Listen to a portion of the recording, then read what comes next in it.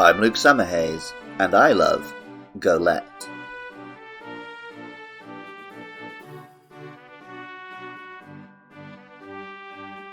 In many creation myths, people are first rendered from clay before a creator deity breathes life into them.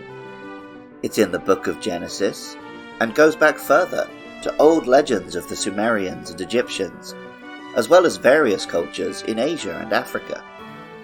In Hebrew myth, a new wrinkle is added when rabbi are able to make golems from clay and, by placing scriptures in their mouths, bring them to a kind of life.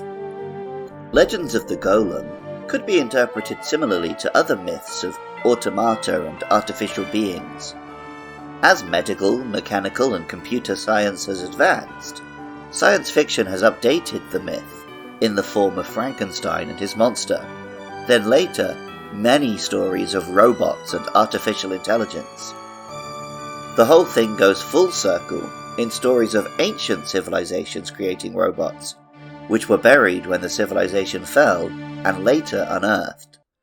Laputa Castle in the Sky, the first Ghibli movie, features an iconic example of this kind of ancient robot, and is referenced many times in Nintendo's Zelda series, especially the recent trilogy of Skyward Sword, Breath of the Wild, and Tears of the Kingdom.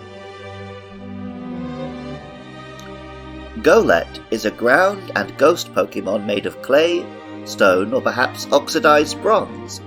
It resembles a round pop, with a crude head and limbs loosely attached, animated by a glowing energy, which leaks through cracks, and is held in by a rune strapped onto the front.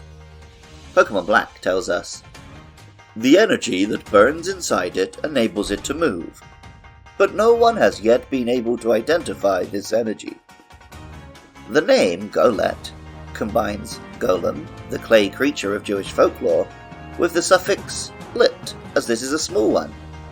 Similarly, the Japanese name is Gobit, perhaps drawing from the Kobito, small humans from Ainu folklore. Like the robots of Laputa, not to mention the Guardians and other robots of Zelda, it was built and left behind by an ancient civilization. Pokemon White says, "These Pokemon are thought to have been created by the science of an ancient and mysterious civilization." While Black 2 and White 2 tell us, "Ancient science fashioned this Pokemon from clay. It's been active for thousands of years."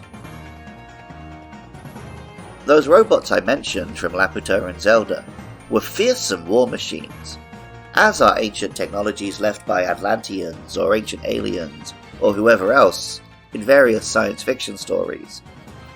The golem, in its most famous form, from the story of the Golem of Prague, was a strong warrior created to protect the Jewish community. Golett isn't likely to strike fear into the heart of anyone, but perhaps it will when, at level 43, it evolves into Golurk. Golurk stands taller and broader, with a more defined humanoid shape. It has pauldrons, gauntlets, and a skirt, like the armor of a Bronze Age warrior. Some Pokédex entries sound very much like they could be describing the mythological golem.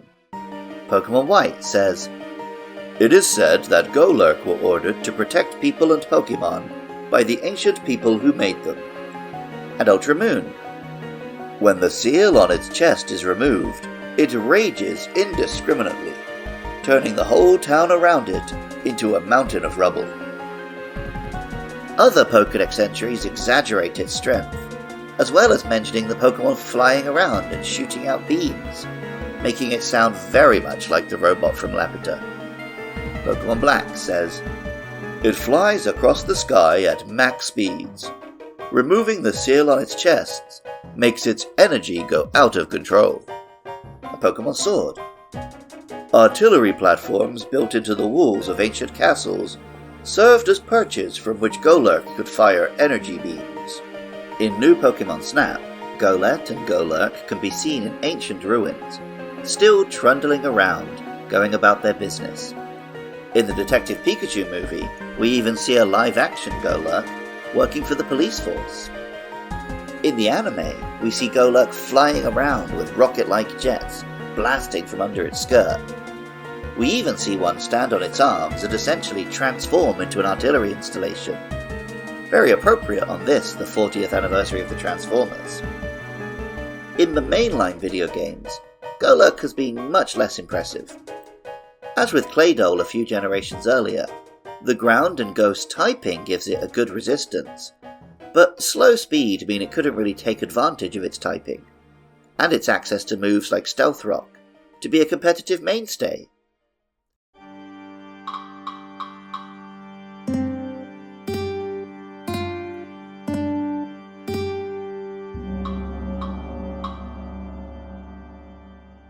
Welcome back to Moyles on Mon, Golett. Oh yeah, this is the golem, but not the Pokemon golem. Yes. This is the more. Was it a movie originally, or was it like a myth originally? The golem. Golems? Yeah, it's a very old Jewish myth. Yeah, that's it. I remember seeing a film like from the 30s called Der Golem, but I presume it would have been based off the Jewish mythology there. Yeah, I'm a fan of Golem. I like, Golett, little guy, then just gets hench, but he looks friendly, Golurk. He still feels like a friend. Yeah, in Detective Pikachu, they look like they work for the police. I could see that. Kind of got that, that barrel chest almost. But I think it's the little head. The little head still gives him that kind of friendly vibe. The name Golurk is of course drawn from Golem again, this time with lurk, either because the ghost typing or because it's been lurking for millennia. The Japanese name, Golugu, comes from the Japanese pronunciation of the word cyborg. Cyborgs and robots are something I love, but it's often something I see as separate from my love of monsters and beasts in Pokemon. That said, Pokemon has had artificial beings since Porygon and Mewtwo in Generation 1, through mysterious ancient creations like the Unknown, into the robotic armies of the future in the 9th generation. Golett and Golurk are a perfect mix of pocket monster and ancient automaton. Original music for Luke Loves Pokemon is by Jonathan Cromie. Artwork is by Katie Groves. Funding is provided by listeners at patreon.com/podcastio-podcastius.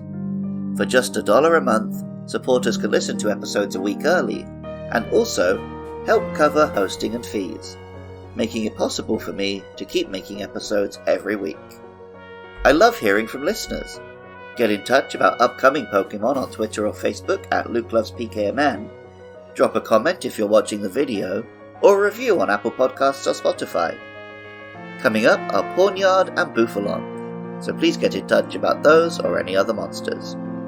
Even if you don't feel like doing any of that, thank you so much just for listening. I love Golett, and remember, I love you too.